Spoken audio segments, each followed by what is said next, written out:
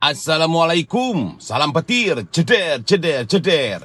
Halo sahabat YouTuber dan para pioner di seluruh dunia. Jumpa lagi dengan channel Cep Iwan 69. Para pioner wajib tahu narasi yang akan saya sampaikan ke kalian semua. Tapi narasi ini bukan untuk para penyinyir yang kerjanya selalu iri dan dengki tanpa ada kenyataan. Karena ketidakmampuan, mereka mengikuti kita semua. Baik, saya akan menyampaikan rahasia Bank Dunia dan teknologi disembunyikan dari umum. Di balik wajah tenang sistem keuangan global, ada mesin raksasa yang berputar tanpa henti. Mesin yang mengawasi setiap negara, mengendalikan setiap teknologi, dan menentukan siapa yang boleh maju dan siapa yang harus tumbang.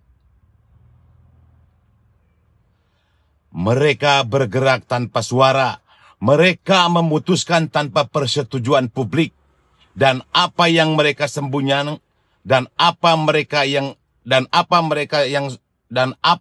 sembunyikan lebih besar dari sekedar uang.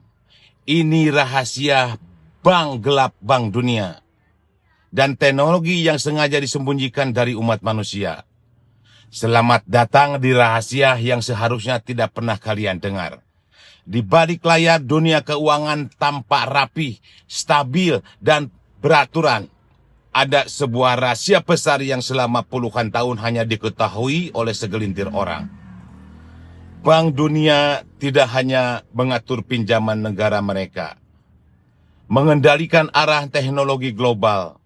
Bukan sekedar bank, bukan sekedar lembaga, tetapi tangan terlihat yang menentukan siapa yang maju, siapa yang tertinggal, siapa yang kaya, dan siapa yang tetap miskin.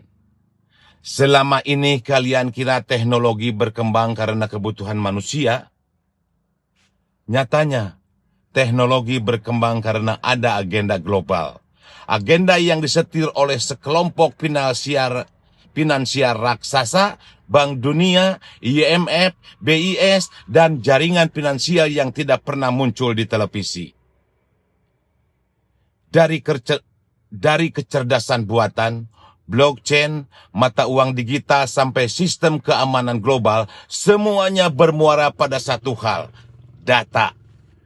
Dan siapa yang memegang data terbesar di dunia? Bukan Google, bukan Meta, jawabannya Bank Dunia. Karena setiap proyek teknologi negara selalu berakhir di meja mereka. Banyak yang tidak sadar bahwa setiap kali negara meminjamkan dana, syarat tersembunyi yang tidak pernah dipublikasikan, pengendalian infrastruktur teknologi. Contohnya, sistem biometrik nasional, sistem kependudukan, sistem perpajakan digital, infrastruktur jaringan, bahkan satelit. Semua itu pada akhirnya bisa diakses melalui lembaga global yang memberi dana pembangunannya. Bank Dunia bukan tidak mampu mempercepat teknologi. Mereka mampu, tapi mereka mengatur waktunya. Mereka yang menentukan kapan negara boleh melompat teknologi. Contoh, ada teknologi yang sebenarnya siap 10 tahun yang lalu, tapi baru dilepas sekarang karena ekonomi dunia sudah disiapkan. Teknologi punya dua sisi. Sisi terang mempermudah kehidupan dan sisi gelap mengontrol populasi. Dan sekelompok finansial dunia paham betul bagaimana menggunakannya. Mereka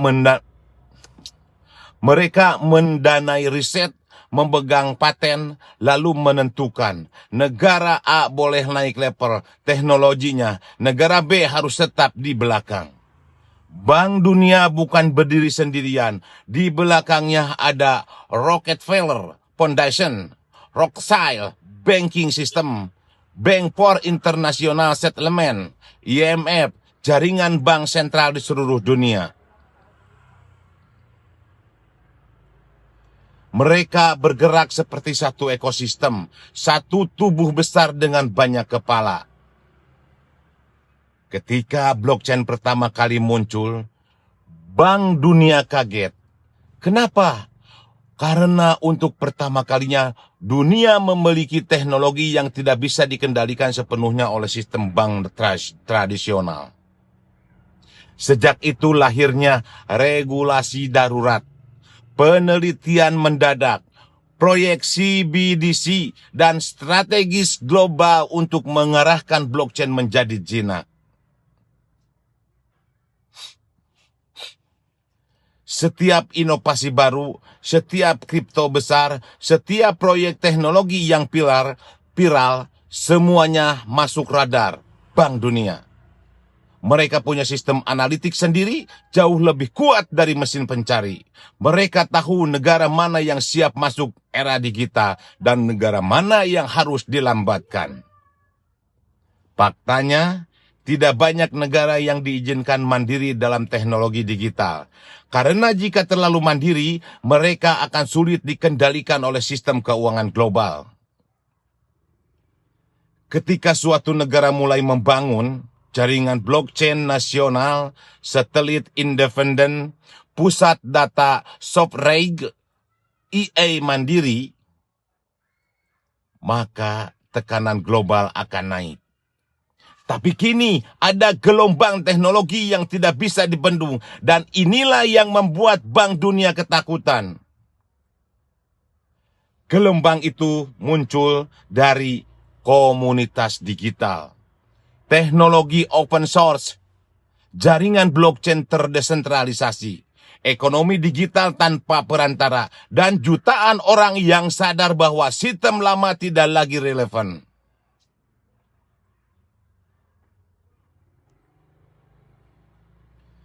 Teknologi baru sedang memaksa sistem lama berubah.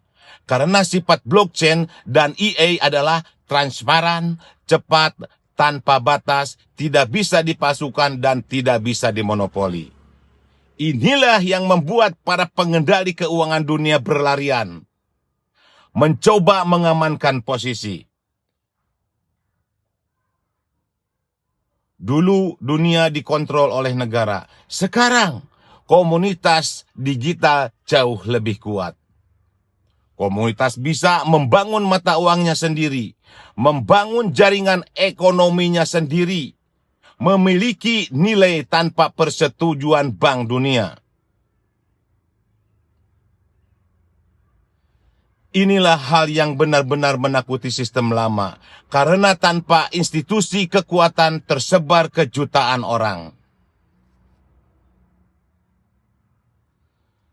Dunia sedang memasuki babak baru, era di mana teknologi tidak bisa lagi dikendalikan oleh satu lembaga pusat. Bank Dunia tahu, itu sebabnya mereka mempercepat regulasi, mengembangkan sistem mereka sendiri, dan memperketat pengawasan teknologi baru.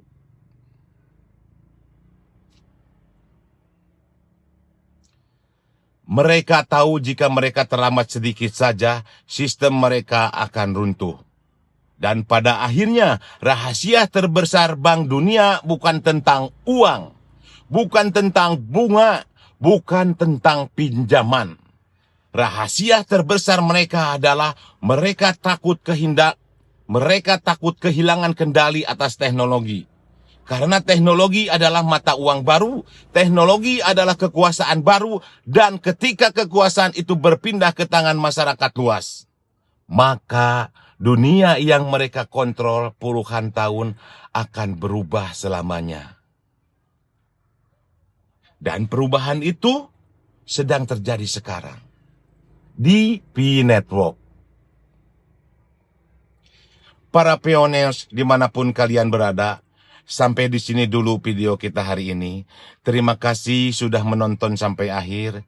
Ingat, perjalanan menuju masa depan keuangan digital bukan tentang siapa yang paling cepat, dan tapi siapa yang tetap konsisten.